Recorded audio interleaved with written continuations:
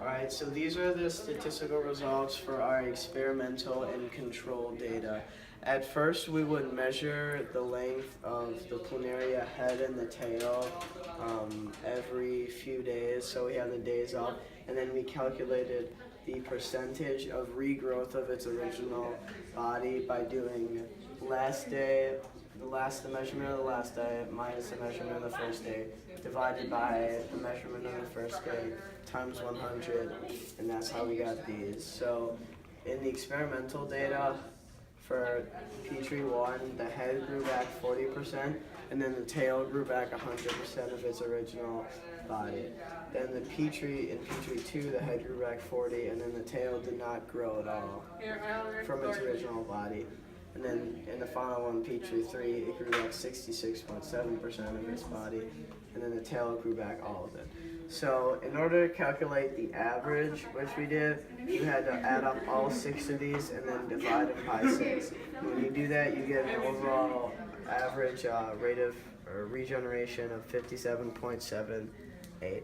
Now keep in mind that we're comparing, this is the experimental, which was a lower pH, compared to the control, which is just normal still water. So in the control data, for Petri dish 1, we had a 100% grow back of the head from its original, and then a 66.7 grow back from the tail. In Petri dish 2, we had a 60% grow back of the head and a 66.7 grow back from the head or from the tail. And then finally in Petri dish 3, we had a 100% grow back of the head and then 100 grow back to the tail. So this is at its original length for each one. So once again, in order to calculate the average, we added up all 6 of them and then divided by 6, which got us 82.23. So it's around like 25% higher than our experimental. So what we can conclude from our data is that if you lower the pH of the water, then it slows down the regeneration of the planaria. In this video, we'll be explaining how to calculate standard error and standard deviation. So first off, standard deviation is the quantity calculated to indicate the extent of a deviation for a group, and standard error measures the measure of statistical accuracy and estimate. So how we find it for experimental is we plug in the percent of experimental growth, and we plug it into the first column here above the x, and then we add it all up, and we get the sum, which is 346.7, and then we divide it by the number of numbers that we have, which would be 6 in this case, so we divide it by that and get 57.78. And then in the next column we see x minus x, which means we would take the 40 in this case and subtract it by 57.78, and you do that for every one, and you get select numbers like -17.78. And in the last column right here, you have x minus x repeating squared, which is the number here multiplied by itself. And you multiply that and you get these large numbers, and you add all those large numbers up to get the sum.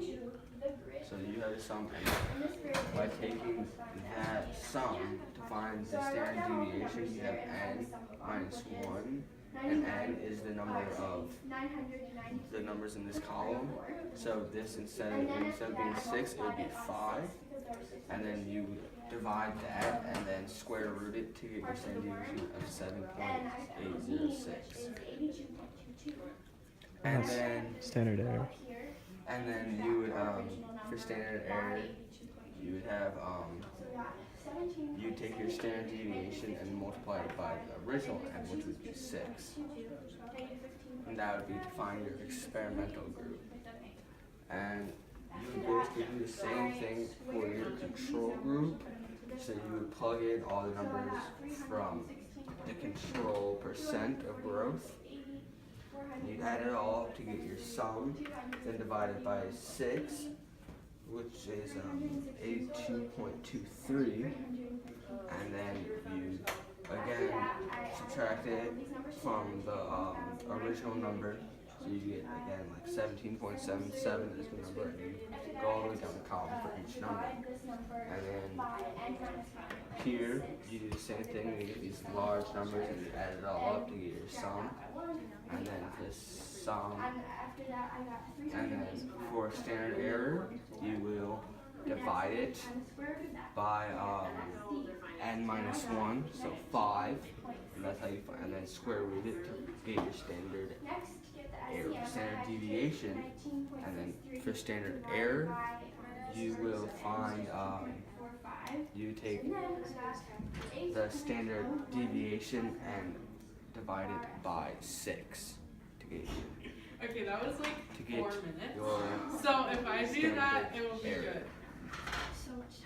Alright, so overall, our data in the control, so what we're trying to do is compare the control and experimental data, and we're trying to see that if we added, if we blew into a straw into the water and lowered the pH of the water, how would that affect the regeneration of the planarius body part?